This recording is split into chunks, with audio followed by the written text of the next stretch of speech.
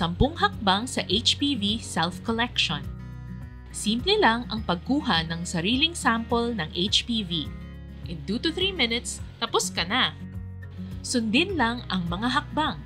Huwag magatubiling magpatulong sa health worker kung kinakailangan.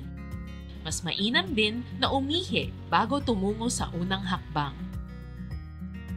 Bago mag-umpisa, i-check kung kumpleto ang self-collection kit.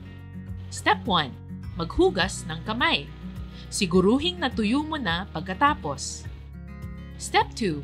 Ilabas ang collection cup mula sa supot. Buksan ito ng maingat, gawin sa flat surface gaya ng mesa. Ingatang huwag matapon ang lamang likido. Yan ang preservative at kailangan nitong manatili sa loob. Itabi mo lang ang takip. Step 3. Ilabas naman ang cervical brush. Huwag hawakan ang puting dulo ng brush. Itabi mo lang din ang supot. Dito ibabalik ang collection cup mamaya. Step 4. Humanap ng komportableng posisyon.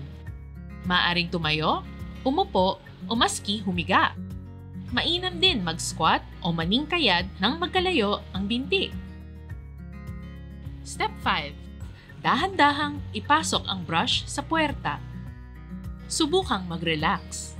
Ihinto ang pagpasok kung may nararamdaman ng pagpigil. Step 6. Ikutin ang brush. Muli, huwag hawakan ang dulo nito. Step 7. Dahan-dahang hugutin ang brush. Muli, huwag hawakan ang dulo nito. Step 8. Ilubog ang brush sa collection cup. Ilubog ito sa preservative at ikut-ikutin na parang naghahalo. Step 9. Hugutin muli ang brush. Itapon ito sa wastong basurahan. Step 10. Takpan muli ang collection cup. Siguruhing mahigpit ang pagkakatakip. Ibalik ang collection cup sa supot. Maghugas o disinfect ng kamay. Tapos na! Simple lang, di ba?